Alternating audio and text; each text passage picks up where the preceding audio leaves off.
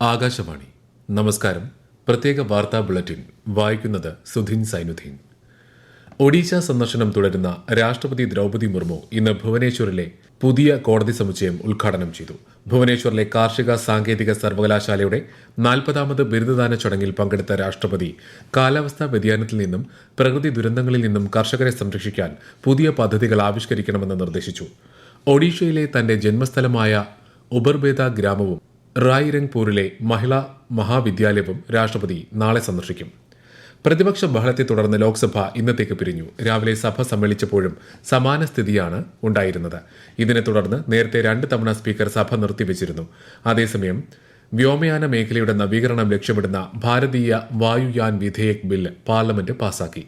ലോക്സഭ നേരത്തെ പാസാക്കിയ ബില്ലിന് രാജ്യസഭ ഇന്ന് അംഗീകാരം നൽകുകയായിരുന്നു.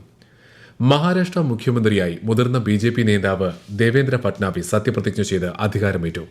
മുംബൈ ആസാദ് മൈതാനിൽ നടന്ന ചടങ്ങിൽ ഗവർണർ CP രാധാകൃഷ്ണൻ സത്യവാചകം ചൊല്ലിക്കൊടുത്തു. 3ാം തവണയാണ് ദേവേന്ദ്ര ഫട്നാവിസ് മഹാരാഷ്ട്ര മുഖ്യമന്ത്രിയാകുന്നത്. ശിവസേന നേതാവ് ഏക്നാഥ് ഷിൻഡെ, NCPയുടെ അജിത് പവാർ എന്നിവർ ഉപമുഖ്യമന്ത്രിമാരായി സത്യപ്രതിജ്ഞ ചെയ്തു. പ്രധാനമന്ത്രി നരേന്ദ്രമോദിയും കേന്ദ്രമന്ത്രിമാർ ഉൾപ്പെടെയുള്ള പ്രമുഖ നേതാക്കളും സത്യപ്രതിജ്ഞാ ചടങ്ങിൽ പങ്കെടുത്തു. പ്രോബ 3 ദൌത്യം വിജയകരമായി വിക്ഷേപിച്ച് ISRO. ശ്രീഹരിക്കോട്ടയിലെ സതീഷ് ധവാൻ ബഹിരാകാശ കേന്ദ്രത്തിൽ നിന്നാണ് വിക്ഷേപണം നടത്തിയത്.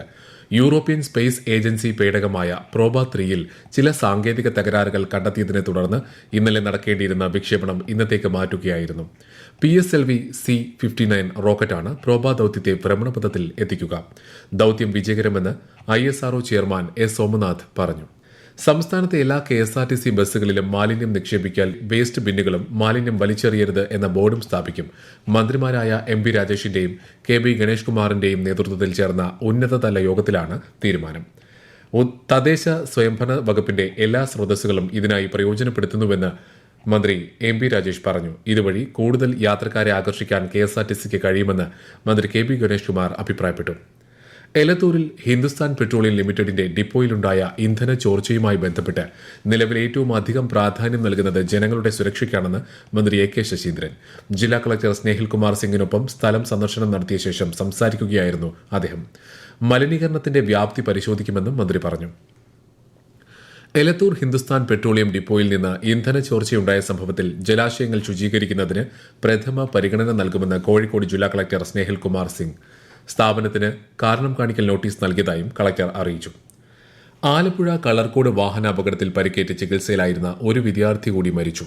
കൊച്ചിയിലെ സ്വകാര്യ ആശുപത്രിയിൽ ചികിത്സയിലായിരുന്ന എടത്വ പള്ളിച്ചിറയിൽ ആൽവിൻ ജോർജാണ് മരിച്ചത്. 20 വയസ്സായിരുന്നു. ഇതോടെ കളർക്കോട് അപകടത്തിൽ മരിച്ച വിദ്യാർത്ഥികളുടെ എണ്ണം 6 ഗുരുതരാവസ്ഥയിലായിരുന്ന ആൽവിനെ ഇന്നലെയാണ് ആലപ്പുഴ മെഡിക്കൽ കോളേജിൽ നിന്നും കൊച്ചിയിലെ സ്വകാര്യ ആശുപത്രിയിലേക്ക് മാറ്റിയത്.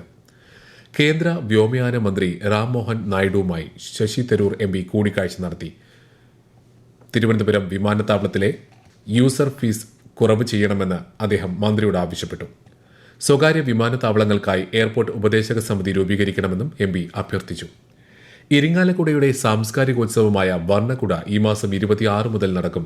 ഇരിങ്ങാലക്കുട മുനിസിപ്പൽ മൈതാനത്ത് നടക്കുന്ന പരിപാടി 29-ന് സമാപിക്കും. വർണ്ണക്കുടയുടെ സംഘാടക സമിതി രൂപീകരണ യോഗം മന്ത്രി R. ബിന്ദു ഉദ്ഘാടനം ചെയ്തു.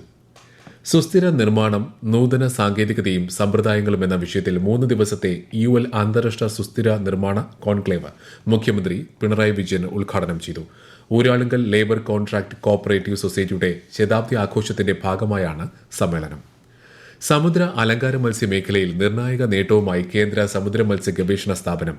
അക്വേറിയങ്ങളിലെ കടൽ സുന്ദരികളായി അറിയപ്പെടുന്ന ആസ്യൂർ ഡാംസൽ, ഓർണേറ്റ് ഗോപി എന്നീ മീനുകളുടെ വിത്തുൽപാദന സാങ്കേതികവിദ്യ CMFRAയുടെ വിഴിഞ്ഞം പ്രാദേശിക കേന്ദ്രത്തിലെ ഗവേഷകർ വികസിപ്പിച്ചു.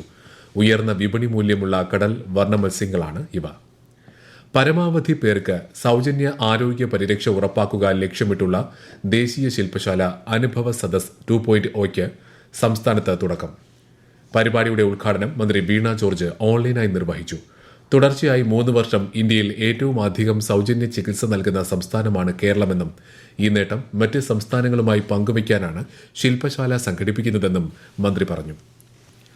ഇന്ത്യയിലെ ചെറുകിട ഇടത്തരം സംരംഭങ്ങളുടെ സുസ്ഥിര പ്രവർത്തനത്തിന് സാഹചര്യമൊരുക്കുന്നതിനുള്ള കേന്ദ്ര സർക്കാരിന്റെ ശ്രമങ്ങളെ റഷ്യൻ പ്രസിഡന്റ് വ്ളാഡിമിർ പുടിൻ അഭിനന്ദിച്ചു. പ്രത്യേക വാർത്താ ബുള്ളറ്റിൻ കഴിഞ്ഞു. അടുത്ത വാർത്താ പ്രക്ഷേപണം നാളെ രാവിലെ 6:45.